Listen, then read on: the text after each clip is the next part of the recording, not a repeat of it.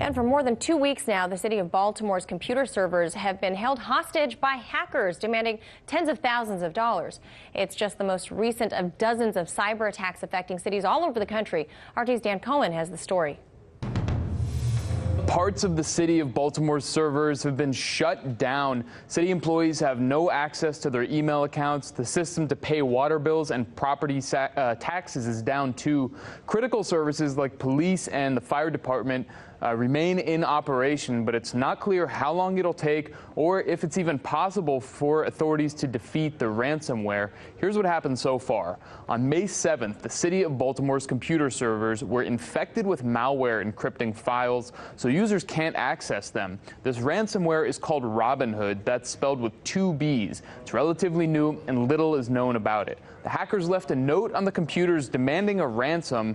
They want 3 bitcoins, which is equivalent to about $17,500 for each system, or 13 bitcoins worth more than $76,000 in exchange for freeing all of the city's systems. For now, the mayor is refusing to pay the ransom, but that could change. I am thinking, right now, I say no.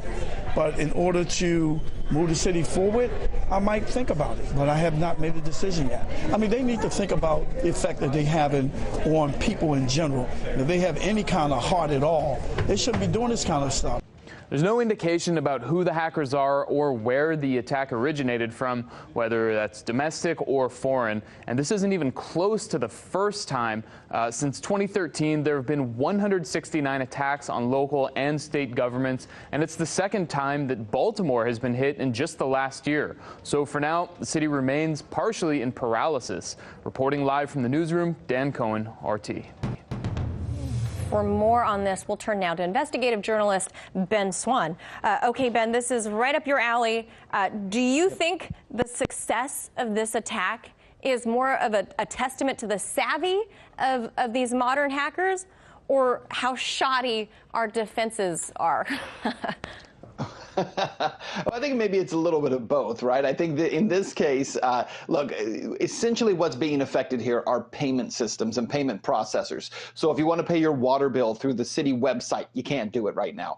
If you want to be able to pay for traffic tickets and traffic violations through the city website, you can't do it right now. So what essentially they've done is they've locked up the payment processors. That doesn't mean that those payments can't be made. They just have to be made in person and in another way that doesn't use the online processing system. So I think that it demonstrates there's not a whole lot you can necessarily do to protect those systems from being hacked and gotten into, because they're always going to be somewhat vulnerable. But it does say something, I think, about the actual hackers being realistic. Hear me out in what they're asking for, because they're only asking for, what, 13 bitcoins, which, as Dan mentioned, was worth about $76,000 back in May 7th when this first happened. Today, it's worth about $102,000.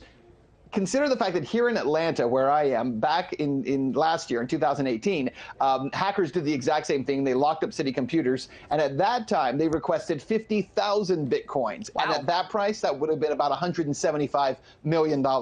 In fact, though, the city of Atlanta did not pay, but they did spend about $17 million to get their systems back online. So in order to release the Baltimore systems, if it only costs you $100,000, that's a bargain to let go. I'm not advocating for what the hackers did. I'm just saying they're a lot smarter in what they're asking for. So it could be worse. So this is a realistic ask. Could be worse. Okay. All right. Yeah. So we know the city can probably cough that up versus spending millions to overhaul the system and reboot everything. Okay. So it's, you know, you gotta weigh your options here. Fair enough. Not advocating for hacking, just so we're clear. That's right. Just so we're clear. Ben and I not advocating.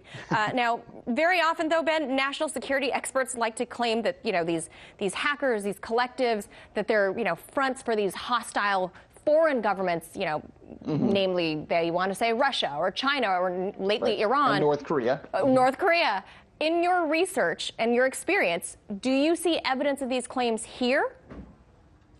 Oh, absolutely. But here's what's so important that people understand. So the biggest ransomware project in history was the WannaCry virus that hit over 200,000 computers and locked them up, demanding ransomware. 300,000 people were affected by this ransomware attempt. And the WannaCry virus was created by the NSA, and it was used to an exploit that the NSA found in the Windows operating system called Eternal Blue. So it's very important that when we talk about this, we understand that it is actually the NSA that has created the ability, the virus, and exploited the vulnerability of the systems that have led to a lot of these attacks. And that's not to say the NSA is to blame for what individual people do with it.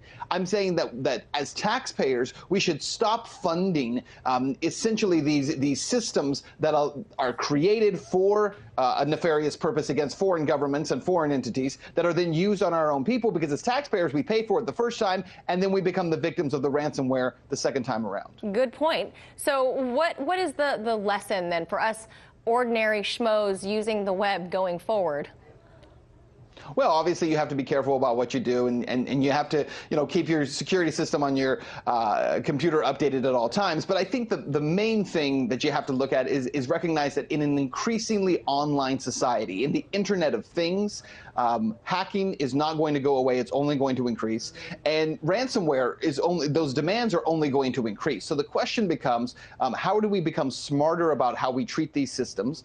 And where do we demand accountability when we have really the limitless amounts of money being spent in this country and in other countries to exploit vulnerabilities online?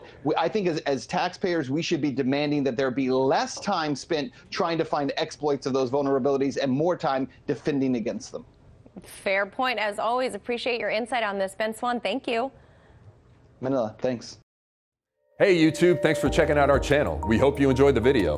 We have tons of content for you just like this. For more of RT America's one-of-a-kind news and analysis, be sure to subscribe and never stop questioning more.